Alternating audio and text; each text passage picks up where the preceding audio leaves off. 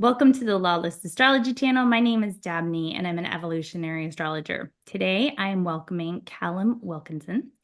And Callum is one of the wonderful instructors on faculty at Kepler College, which is the biggest esteemed astrology university that I can think of. And he teaches their beginner course and he also hosts their YouTube channel. So I'm going to put a link to their YouTube channel. What we're going to be talking about today, which I'm really looking forward to this conversation, is the United States solar return. So that's basically when the sun comes back to the place where it was when the chart was originally cast, when someone is born, or in this case, a country. And you can kind of get a feel for what's going to happen in the year to come. And so I don't do too much with solar return charts. And I said, oh, you know who does, though? Callum. So welcome, Callum.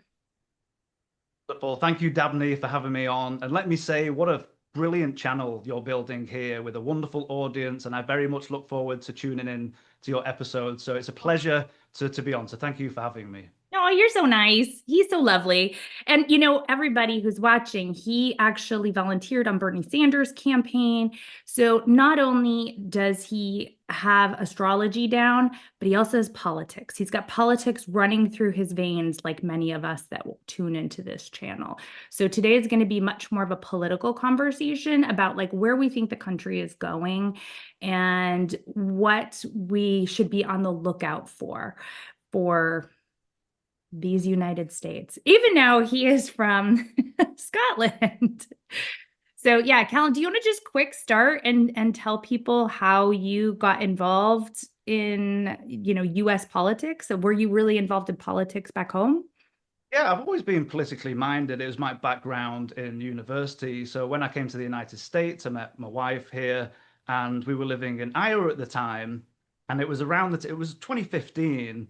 And of course, it was all the candidates coming through. And I didn't really know anything about Bernie Sanders at the time. But of course, I come from a quite a progressive, left-leaning train of thought. So when I came over, I was like, Bernie Sanders is my guy.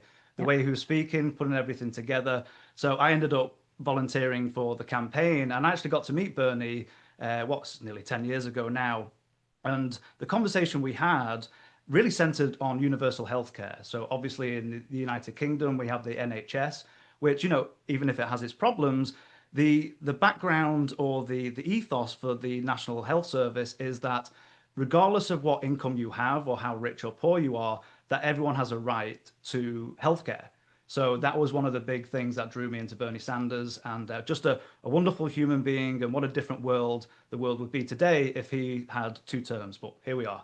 I know, I know. I was I still have it on my refrigerator. I donated to his campaign back in 2016 and I have a sticker of him as a bird that says Birdie because the bird landed on his lectern during one of his speeches and I remember just being so taken with that.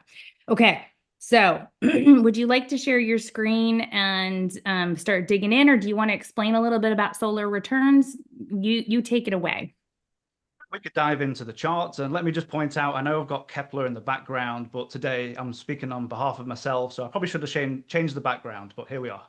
Yes. And So so, let me I think it's good to kind of give Kepler promotion. But this is a conversation with Callum that does not represent Kepler. So yeah, take that take that to heart because they are not left or right, but Callum and I are squarely left.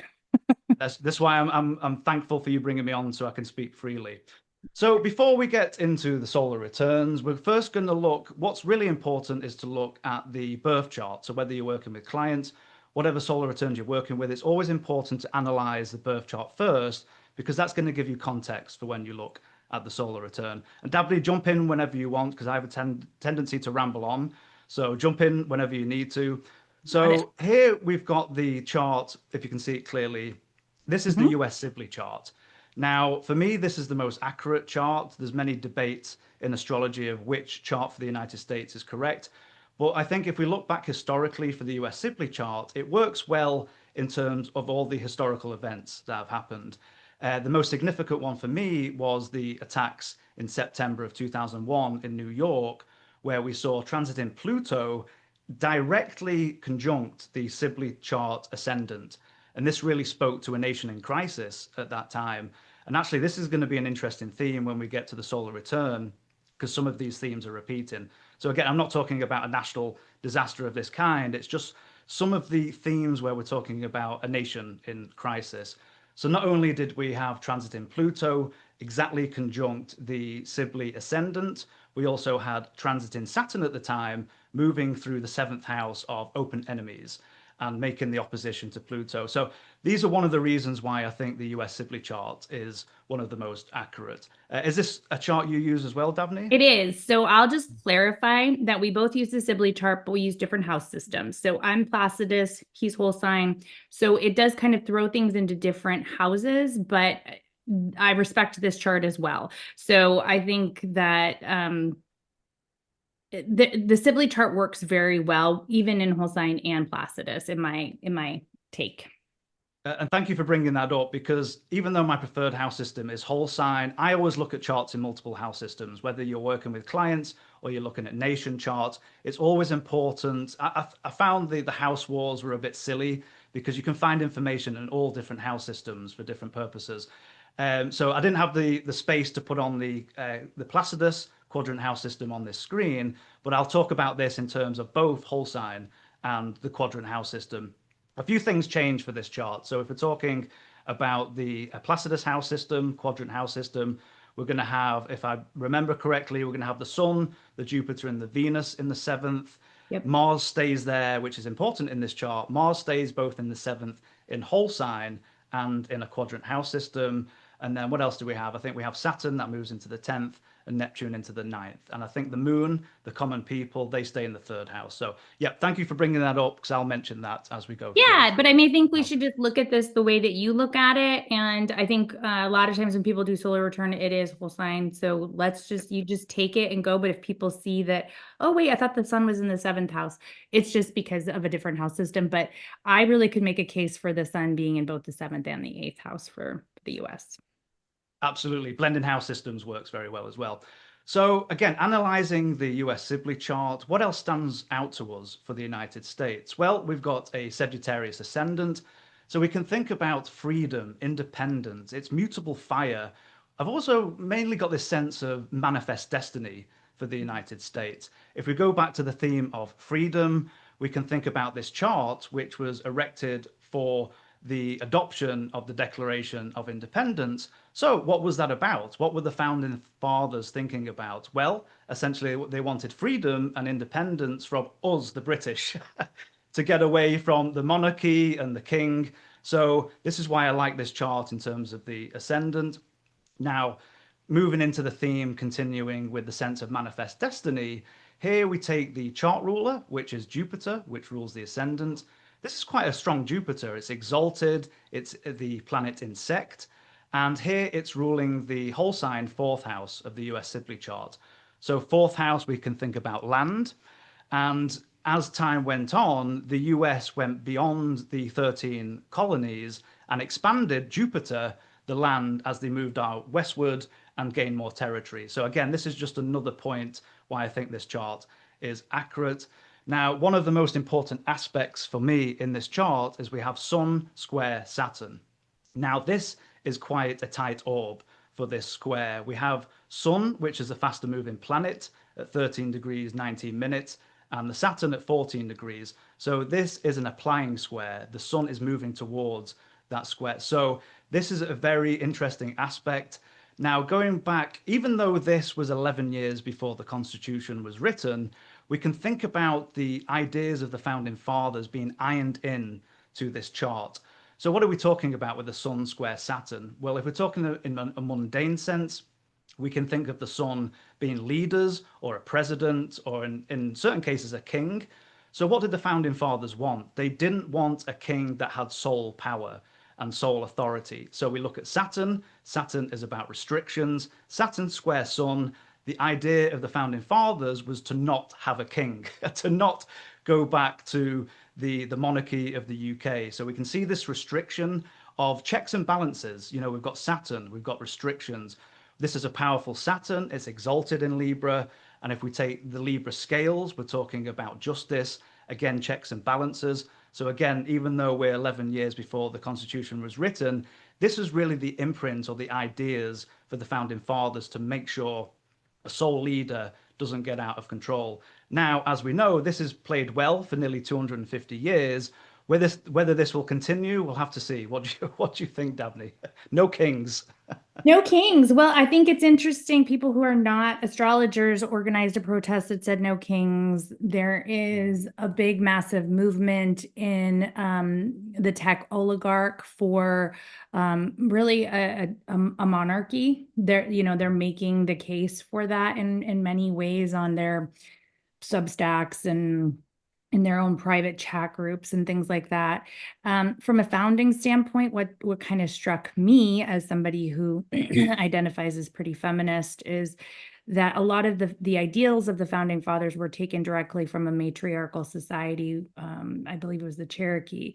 And it's interesting the role of men and women in the United States and how women were not included. And then when they were not given the vote until the 1920s. And so this tension between the male and the female, with the sun in Cancer squaring Saturn. So that's and then with Libra. So there's kind of a tension there where it's also kind of swept under the rug. Like it's not as out in the open. We're not walking around wearing burqas. But that's a little bit of a tension that I think is sort of interesting, especially in the eighth house. So that's something that stood out to me. I really love that point because if you're talking about female rights, when I talked before about freedom and independence, well, who was that freedom and independence for? It was for straight white guys like myself with beards. It wasn't for women, it wasn't for minorities or people of color. So that's a really good point. Like, who was this nation really created for? And we can have obviously a longer conversation about the wiping out of the natives, all of those different stories. But yes, that's a really good point about, how long it took for females to get the vote and the suffragette movement and all of those kind of things. So I really love that point.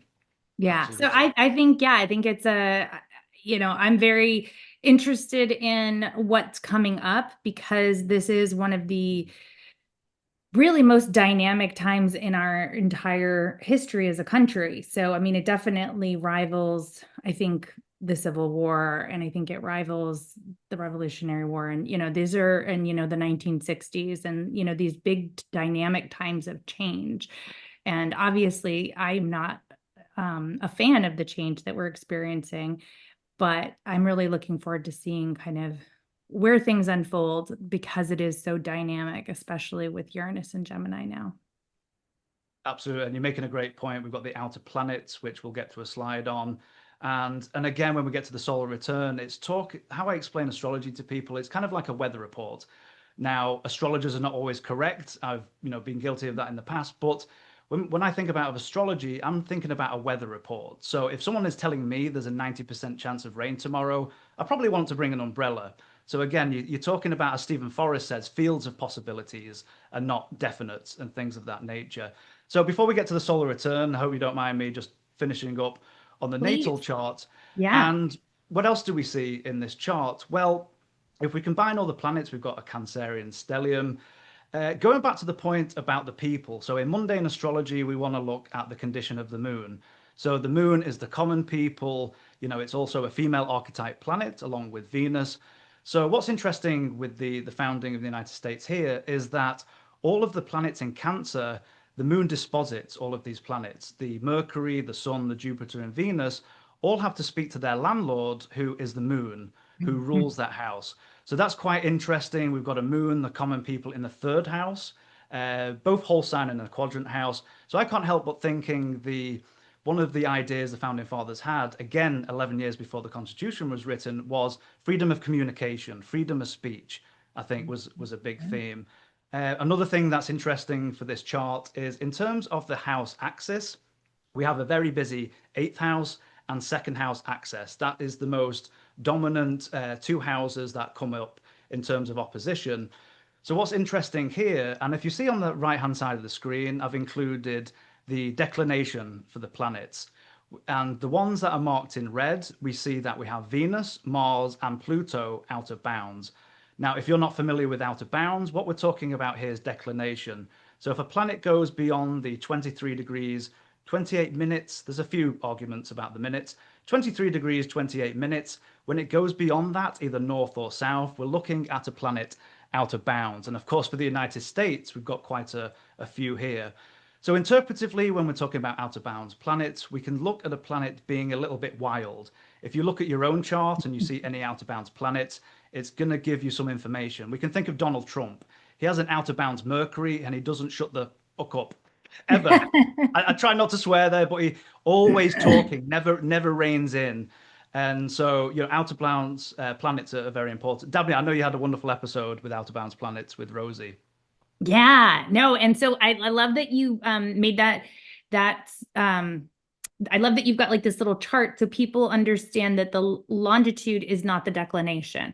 So you can have a planet at 28 degrees longitude, but that doesn't mean that it's out of bounds. So declination is something different. I'm not even going to pretend like I understand what declination is because I am terrible with astronomy, but just know that that is another thing that you can look at. And when you do have, say, for example, Mars out of bounds, it really becomes just a planet on steroids. It just feels it so much more intensely, and it has an expression that doesn't follow the rules. And I think that's really the best thing that you can kind of think of is that it's a rule breaker. I love that point. And if anybody watching this, if you've got out of bounds planets, let us know in the comments because I'm always interested when people talk about their out of bounds planets. Because as you're saying, Dabney, it's kind of lawless. I think one of my favorite takes on out of bounds planets, particularly the out of bounds moon, was the talk that Steven Forrest gave. And I think the original book was Katie Bauer talking about declination. But all we have to think about in terms of declination is that the sun never goes north or south beyond a certain point.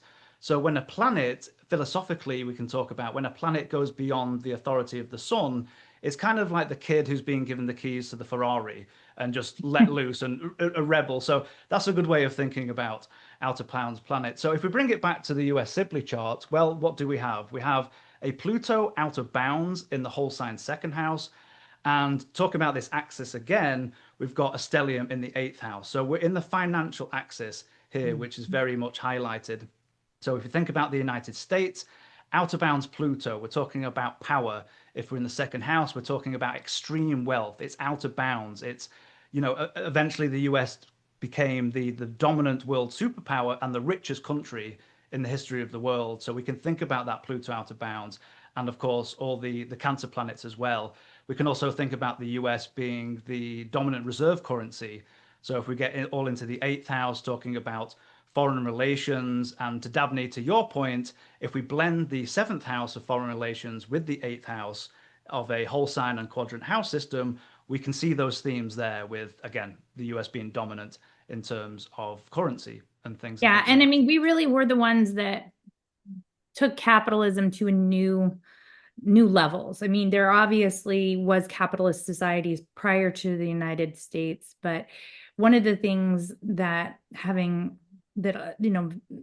being very US centric here, when you're born in the US, from the time you're born, commercialism and capitalism is just everywhere. It's really money is the primary mechanism for power in this country.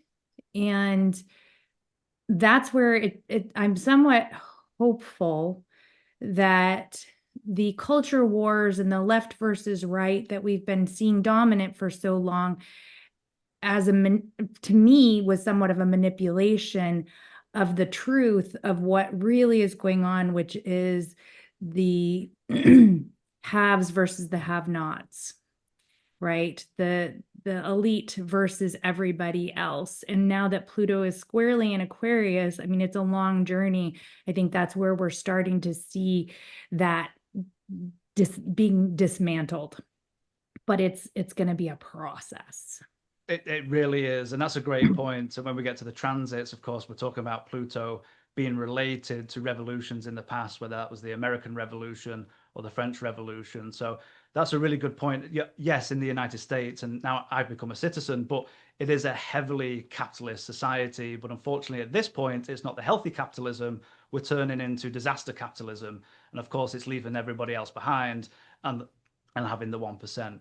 Absolutely. So the last thing I'll say about the natal chart, which I think is very important, anytime you pull up a chart, if you see any planets that are angular, they're usually very loud and very important. So whether that's your natal chart or solar returns, whatever charts you're working with, planets that are angular, either with being in the first, fourth, seventh, or 10th house, or being conjunct an angle, which is the ascendant, midheaven, descendant, IC, they're going to be loud in the native's life and also going to be loud for a country.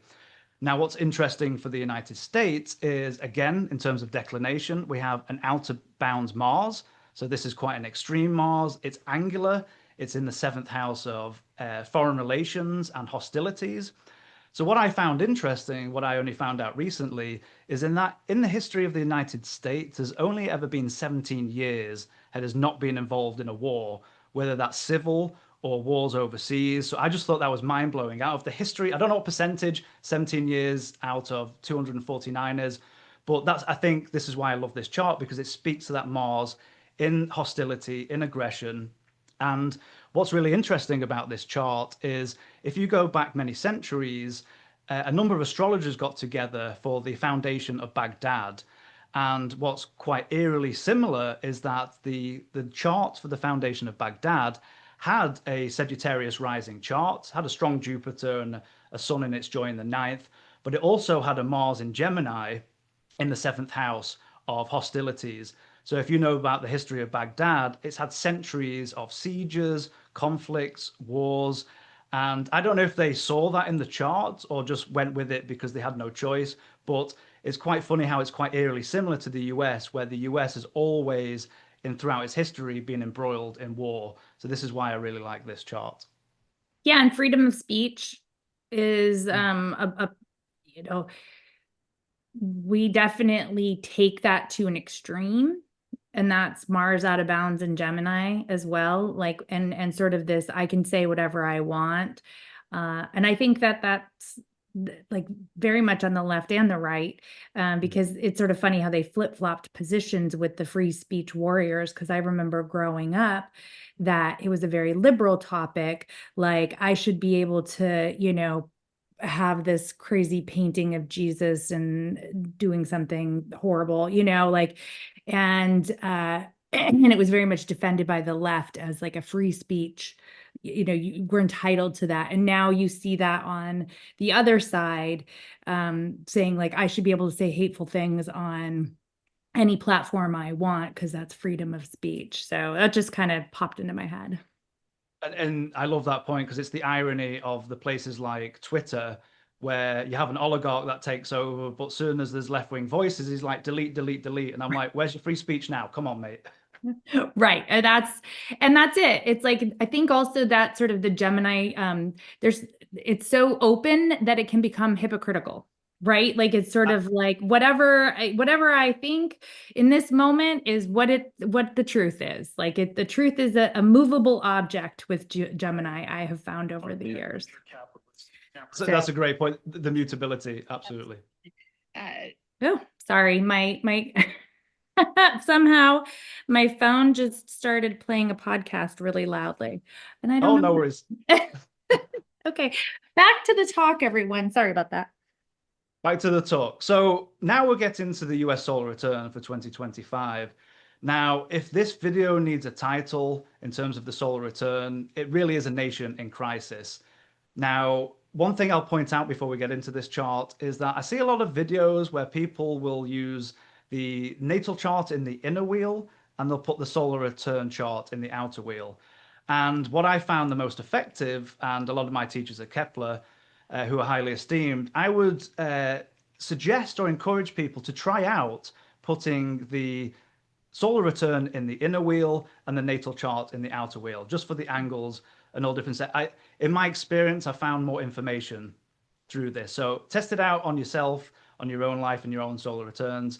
And yeah, that's just a point to make. But going back to a nation in crisis, as I said before, when we looked at that transit in Pluto, in terms of hitting the natal ascendant of the Sibley chart, and we had a nation in crisis in the attacks in 2001 in New York. Well, what have we got repeating here? As we can see, the inner chart, we have the solar return, and we have Pluto conjunct the solar return ascendant. So again, a nation in crisis. You know, as we all know, Pluto is not a fluffy planet. It's the planet of death, oppression, intensity. You know, it's not dancing around rainbows and having a good time. So again, it just reinforces this theme of a nation in crisis coming up for the next 12 months. Unfortunately, now what reinforces this sense of crisis is that we have the natal south node exactly conjunct the solar return ascendant. So this makes me think about a nation losing influence, losing power to a certain degree. If we think about our allies in the last couple of months, whether that's been Canada, Mexico, Europe, I think this will be a continued trend in the next 12 months where a lot of countries are just going to say, you know what, United States, I think you're having a moment again. We're going to do our own thing. And again, this is going to lessen the influence and I think power of the United States. Yes, that is intense and not surprising, right? Like we're all sort of experiencing this. And so when I think of Pluto, I think of the potential for the phoenix to rise from the ashes, but there has to be kind of the tower card first. Everything has to sort of fall apart before you can have that phoenix moment. And so when you're squarely in a strong Pluto transit, you're not a phoenix yet. You're really grappling with how you're going to get to that phase. And so having it conjunct the ascendant, that was such a good point, Callum, that it's all the world is seeing what's happening. Like when you have something, a planet conjunct the ascendant, you're almost like in a fishbowl. Everybody's watching you. It's on your sleeve.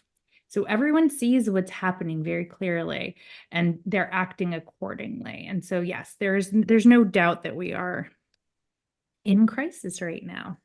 I love that point about talking about the phoenix because yes, we might be talking about transformation and it's going to be a difficult road, you know, particularly in this next 12 months coming ahead. We're going to have power struggles, things of this nature. But as I put on the screen, it might be a nation in crisis, but we are not powerless. And I think what's helping here, what's interesting, so if we go a little bit deeper into the chart, I always look for, when I'm looking at a chart, I'm looking for the most elevated planet. So when we have the ascendant and descendant, I'm always curious about what's the most elevated planet in a chart. Well, what do we have here in the solar return? We have the moon, the common people, and the people here in Scorpio. The moon is traditionally not in a happy place in Scorpio. For anybody watching this, if you have got a Scorpio moon, you might understand the difficulties with that moon being in Scorpio. And if you want to let us know in the comments, let us know. But it's traditionally not a comfortable place for the moon.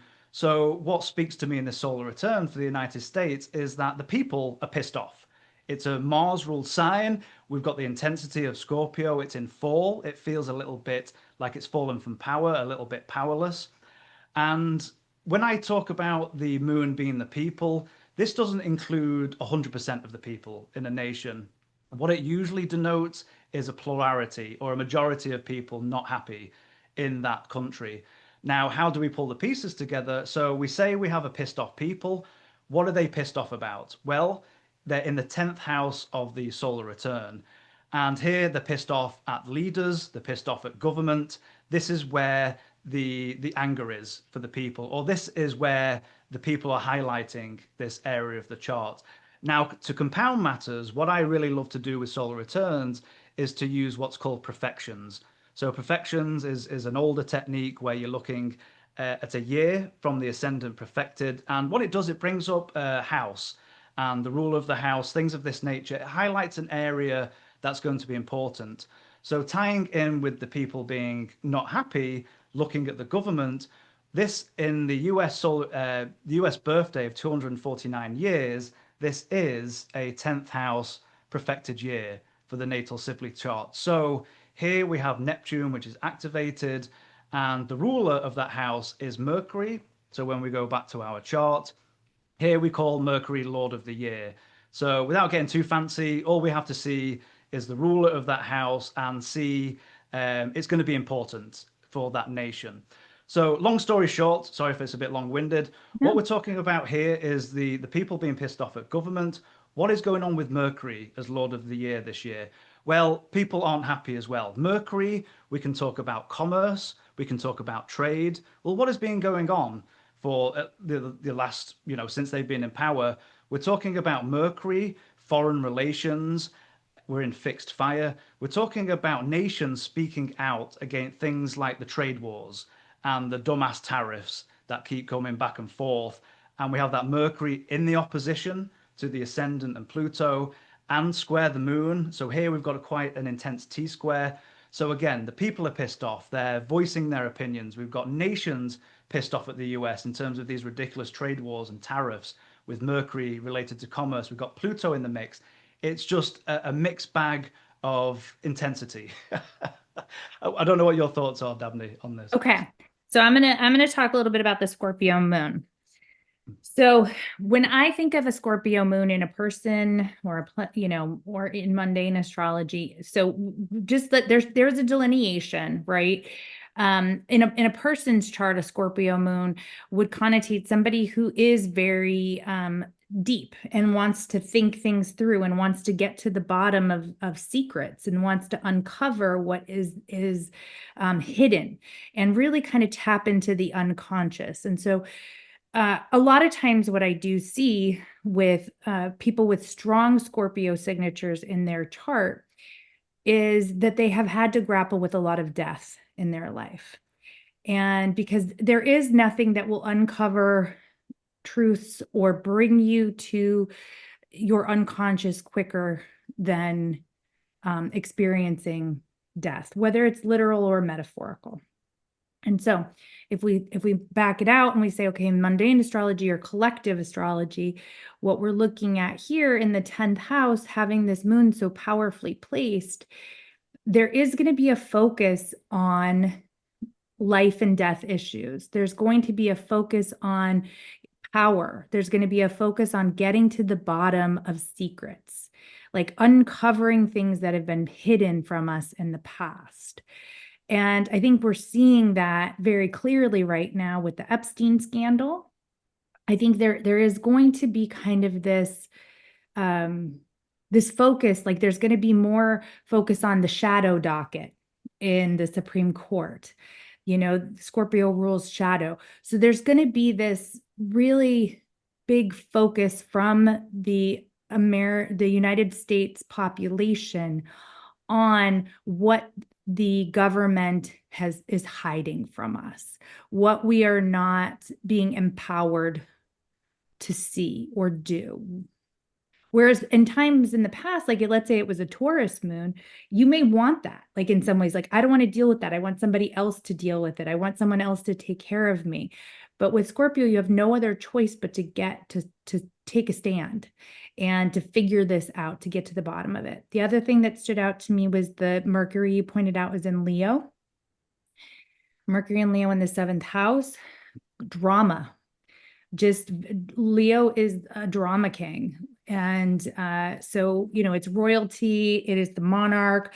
So here we have, our leader talking like a king. We have people saying like, I don't want you to be a king.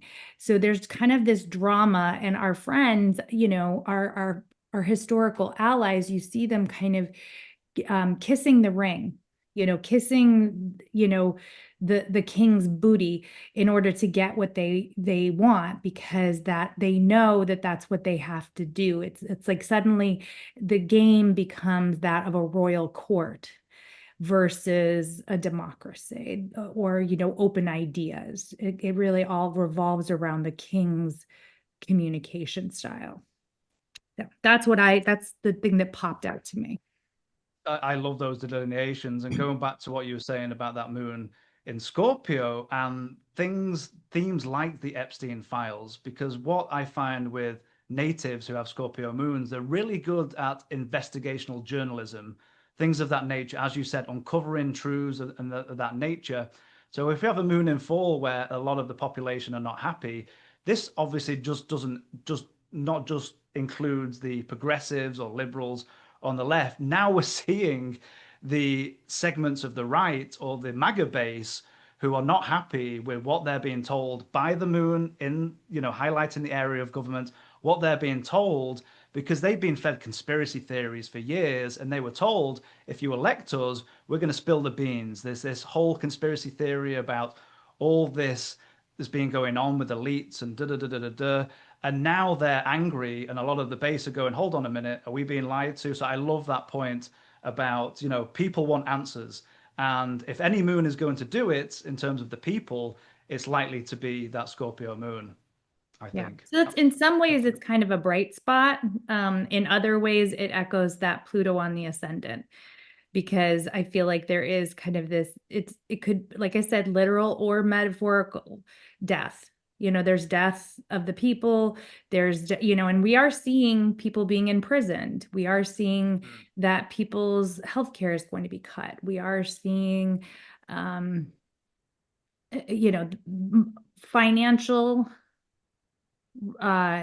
transfer of wealth from like the largest transfer of wealth to the upper echelons being enshrined. So all of those kind of things are part of that Pluto on the ascendant. Those two just really mirror each other quite a bit. And they're both like the most visible places in the chart, the 10th house and the ascendant. So everyone can see what's happening. And so now the people are going to start to peel back the layers, I think. I love that. And again, any planets that you see angular, of course, we're using whole sign here, they're going to be loud, they're going to be prominent. And again, with that moon being elevated, we're probably going to see this continuation of people being out on the streets. If the people, the moon, are visible above the horizon, they're going to be out and they're going to be visible. And likely they're going to be protesting. But I love when you touched on the issue of healthcare, because, of course, in a solar return, you'd be remiss not to talk about the position of the sun. And in this solar return in whole sign, we've got the sun in the sixth house.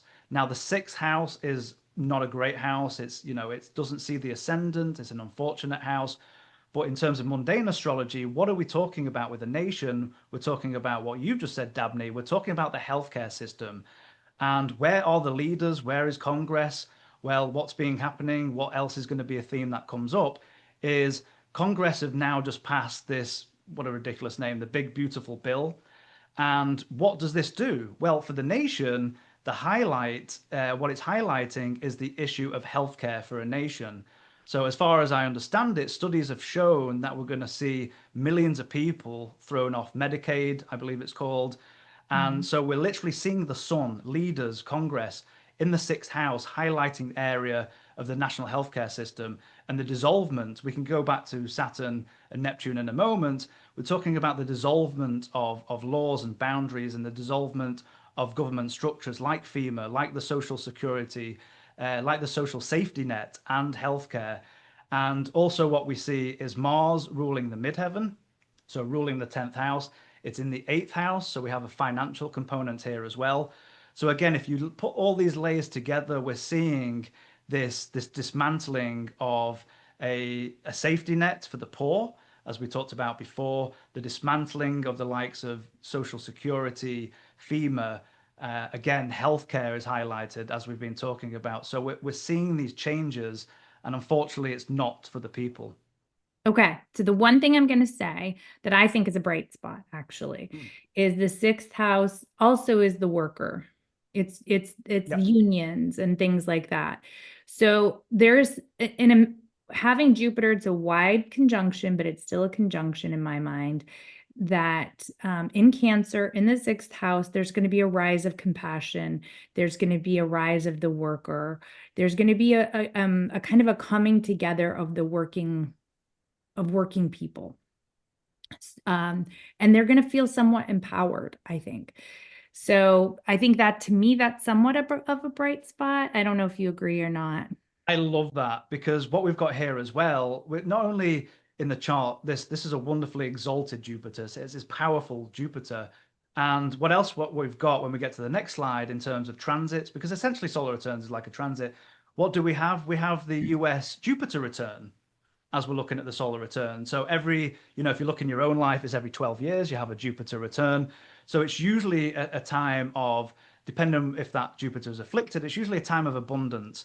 and better times. So I love that how you pick up that bright spot, because I think it's the only arrow that I gave a blue in terms of better times. But I love how you're tying that in into terms of workers, because I think we're going to see this progress. You know, unions starting to rise, the bargaining power starting to get, as you said, the workers coming together to. Because if you look over the last 50 years, the percentage of unions has been decimated.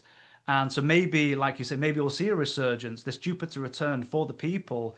Maybe we will see this resurgence in collective people coming together. You look at New York, who is now looking to elect a very progressive mayor and things of that nature. So I wonder if it will be that bright spot of looking to help the workers in this next coming year. I love that. What I just saw the other day was, and that's the thing, like the frustrating thing is you can't really trust the media right now because they're, Mercury and Leo in the seventh house beholden to the king. But I did see one headline about that. Agricultural workers are going on strike.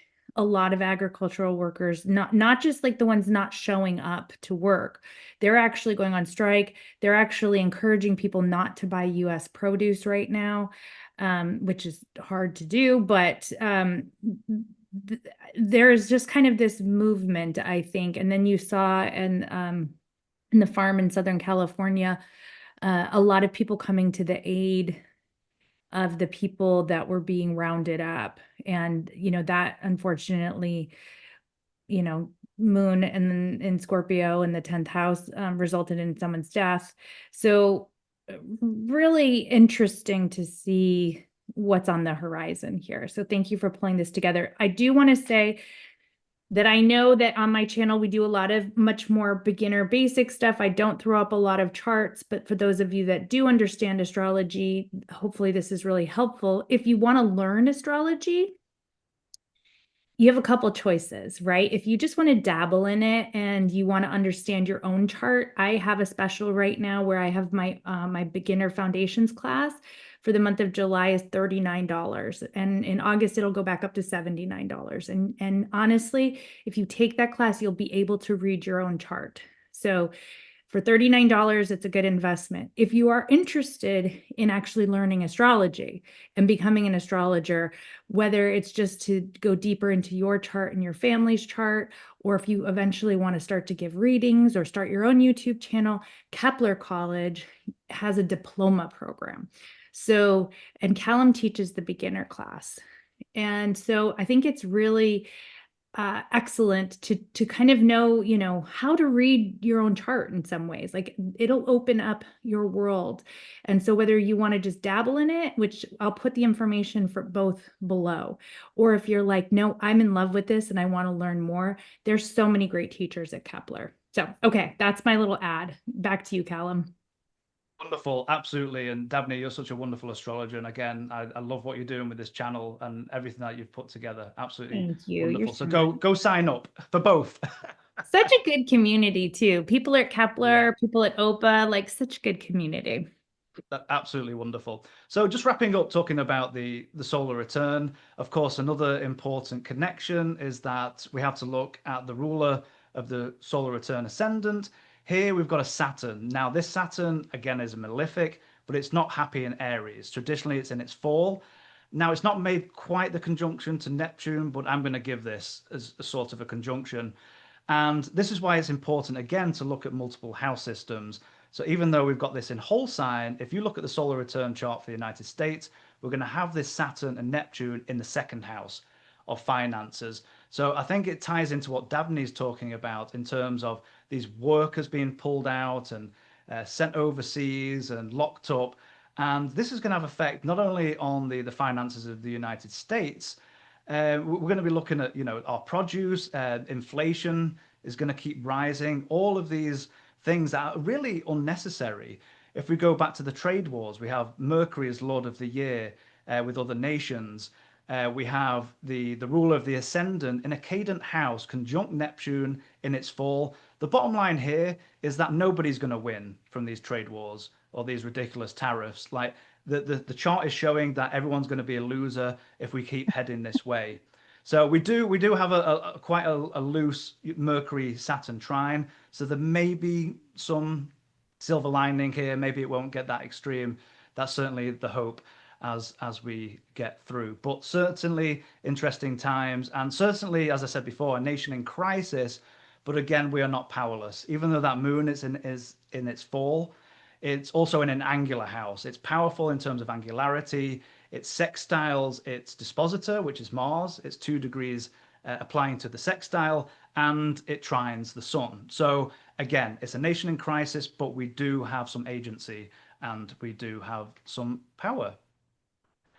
Okay, lastly, I'm going to talk here about the transits to the US Simply chart.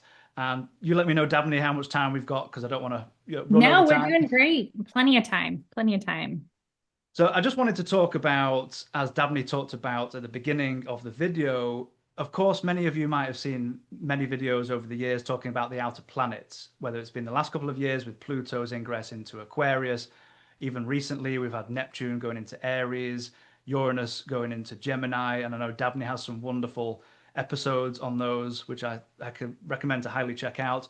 But really, this is tying into a theme. In astrology, we're looking for multiple confirmations. And when you have 3 outer planets involved in this big arc story, it kind of worries me a little bit because the saying goes that history doesn't always repeat, but it often rhymes. So if we look on the side of the screen here, we've talked about this before, but Pluto being in Aquarius, if we look back historically, it has been at the time of American and French revolutions. The last time Neptune was in Aries, it fell in line with the start of the American Civil War. And the last time Uranus was in Gemini was at the beginning of 1941. And of course, collectively, that was not a great time. So it does worry me a little bit that in the next few years, we hopefully this manifests in a different way, that it doesn't end up being a global war or conflict. Maybe we were talking about AI or technology, but it is when you have 3 confirmations this way, I do worry about the next couple of years. Now, with the outer planets being very slow, this is not going to be immediate. We're not talking the solar return when we're talking about in the next 12 months. With the outer planet transits, we're talking over many years, as Dabney was talking about before, where things might unfold. But there's one date I want you to keep in mind, which is going to be the 27th of July, 2027. And here we're going to have the Uranus return of the US chart. So 27th of July, keep that in your diary of what's going on, because we're going to have this transit in Uranus go back to the return. Again, here we're in the 7th house of hostilities, foreign relations. So I'm really hoping this is not in terms of a sudden conflict or a sudden attack on the US or things of that nature. I'm really hoping it's not around that, but that's certainly a date I would keep in mind. Dabney, any thoughts on some of these wild outer planets? Okay, so when I combine that with what we just looked at, what it really looks like to me, and this doesn't take a genius, this is an observation as well, but it's mirrored by the astrology that we're really in the dismantling. We can't see what's coming in the next couple of years. So you fire all of these people who work on science. You kneecap educational institutions. You cut off foreign aid. So all of these things don't have immediate impact, but they are the dismantling. They're that, the tower, everything coming down with the Pluto on the ascendant. And us Cassandra types are like, don't do that, because it's gonna think 3 steps ahead, right? Like, oh my God, we're getting rid of, a soft power. Like we're getting rid of everything that helped to create who we were. It seems to me as it's almost like what we're going to be dealing with in 2027 when we get to that Uranian return is really the outcome of all the things that are taking place this year. So if there is a foreign war or a domestic war, I really do believe it will be as a result of everything that's happening now that we're not feeling this year. But people are trying to get to the bottom of things. And I think if I put my spiritual hat on and I zoom out, I say that things have been broken, things have been on a bad path. The Pluto return that we just went through, and then Pluto coming to our nodes, All of those things say that this is part of something bigger than us, that it's a process to get us to that phoenix stage. And when the Pluto hits the nodes is the possibility of the phoenix rising. So we also have the positive, the trine, right? Like we have the sextile and the trine with outer planets. And though that also says that there is some, like I said, I talked to some astrologers and they're like, well, that just makes it that much more powerful and dangerous. And then I talk to other astrologers and they say, no, it's all love and light and we're going to have a rise in consciousness. I'm kind of more of a realist where I say, I think there's a potential silver lining and we have to lean into it and recognize that we have to go through something hard to get to something better. That's my take. I absolutely love that. And yeah, even talking about the ease of the aspects, I'm like you, I'm a bit more of a realist. I think we're going to have to go through severe turbulence. So Yeah. as long as we put our seatbelt on, hopefully we get to the other end in one piece. So I really like that in terms of, really diving in. It's not one or the other, not one extreme of, destruction, determinism, and not the other one of wishful thinking astrology. So I'm like you, I land in the middle to see where this goes. And again, it's just a weather report. We're not always 100% accurate, but we can often see the trends and the best places to put on our seatbelt when we're entering turbulence. Now, if we look, this is more of the outer planets, a longer story through the years. If we want to talk more immediate in terms of the transit, what else have we got? We've got the Saturn Neptune, not technically a conjunction because it's not made the exact position to Neptune, but I'll still call it a conjunction. So Saturn, Yeah. Neptune. Neptune is also activated in the Lord of the Year. Sorry, not the Lord of the Year, being activated, being in the 10th house of the Sibley chart. Okay, I've got that right, I think. So Saturn, Neptune conjunct. What do we see? We see this strong opposition to the US Sibley midheaven. So here, I think it goes back to what Dabney's been talking about before. We've got Saturn. Saturn's about rules, structure, it's law, along with Jupiter. We've got Neptune. What does Neptune like to do? Neptune likes to dissolve boundaries. So what have we been seeing in the United States? Saturn rules. We've got Neptune dissolving rules and boundaries. And again, we're seeing the dismantling of, things that keep the United States glued together, the social security safety net, the FEMA, disaster relief, all these different things that this administration now wants to go in and completely dissolve and take away. So that's, I think, an unfortunate time.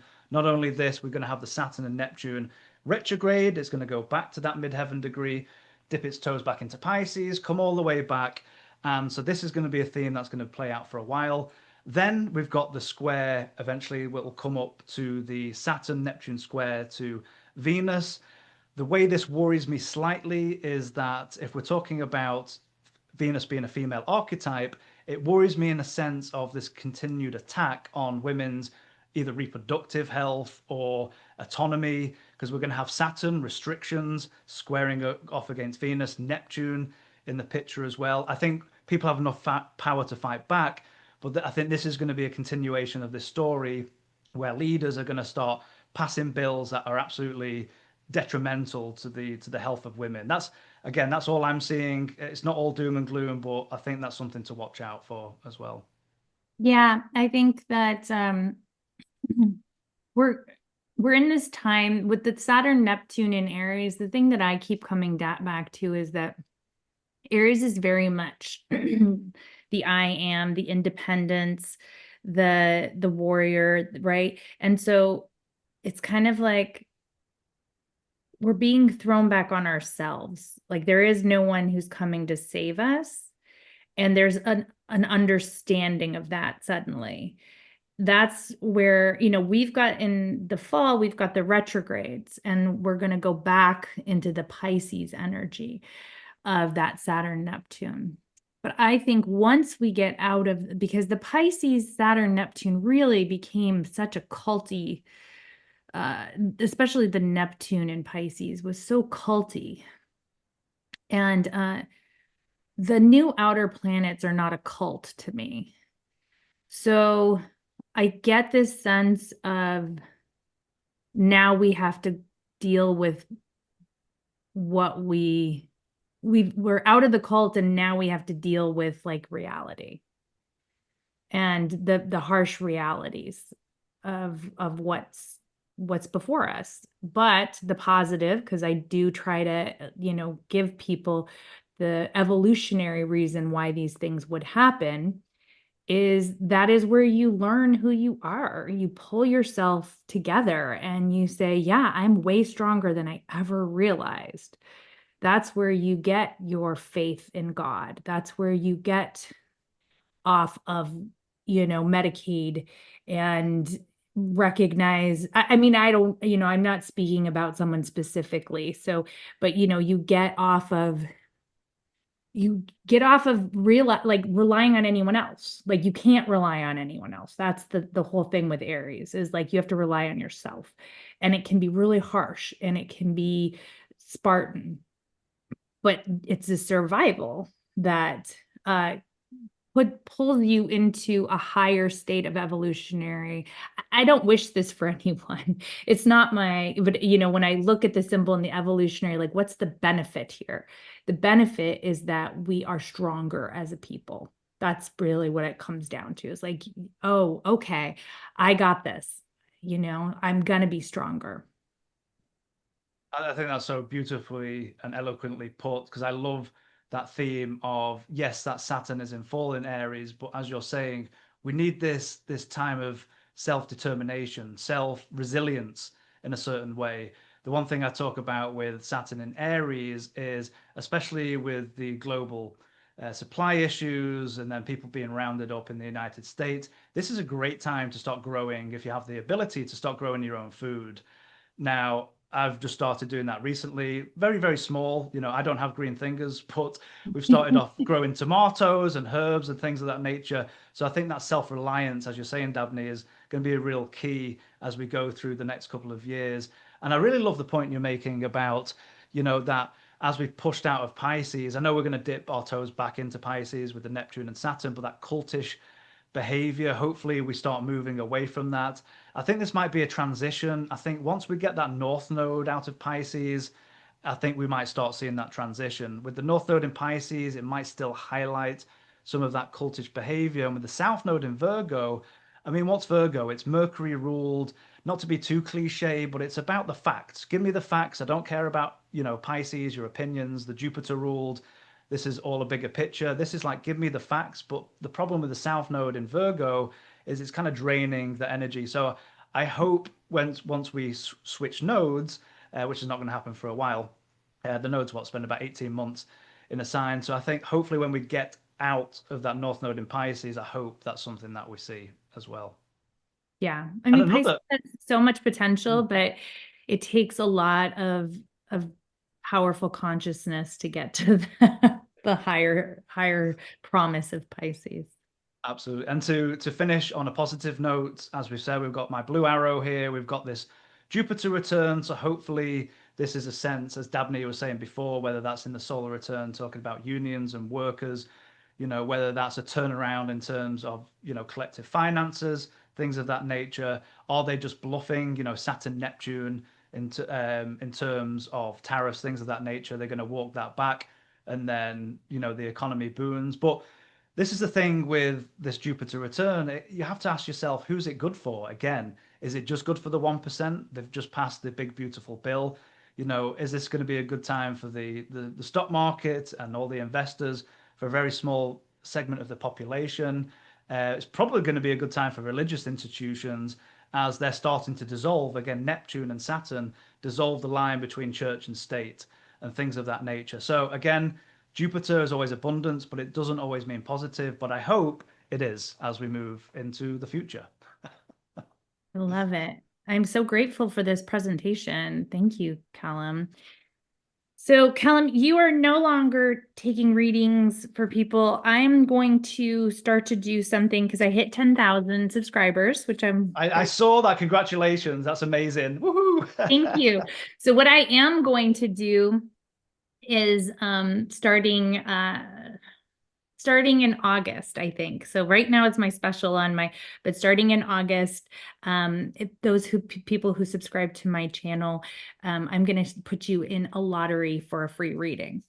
So that way I'm going to encourage people to subscribe, and you can subscribe to my newsletter, which is not even a newsletter yet. It's just to let you know when I have classes. So I will put all that information there. So Callum, this was a really great presentation. I'm grateful for your time, and I hope everyone does check out Kepler. Any last minute thoughts before I close out? No, I just want to say again, what a fantastic channel you're building here. And again, congratulations on 10,000 subscribers. You'll be at 100,000 in no time. Just the interviews you put together, the topics you choose, is absolutely wonderful. So this is only going to grow and grow. And I love how you're bringing in people in terms of getting a free readings, things of that nature. I think that's absolutely wonderful. So again, thank you for having me on. Again, I probably should have taken the Kepler out of the background because I'm not speaking on behalf of Kepler today, but we do have programs, whether that's natal certificates. We have certificates for more maybe advanced astrologers in Hellenistic, medieval certificates. We have astrocartography, just many more. You can go to keplercollege.org to check out what we offer. And of course, we've got our YouTube channel as well, Kepler College. And yeah, that is about it. And thank you for bringing me on so I can speak a bit more freely in terms of more political stuff. So Yeah, and I don't think we said anything too offensive. I'm sure some people will call us woke and be rude, but I'll just delete them. So don't even bother. we've Okay. been around online for a while. This is thick skin time now. I'm like, I'm not worried about it. What are you going to do? That's right. Well, let's not tempt them. But That's yes, as always, there's a reason and a season for it all, and the cosmos is conspiring to help us. So I hope you have a wonderful week, and until next time, bye.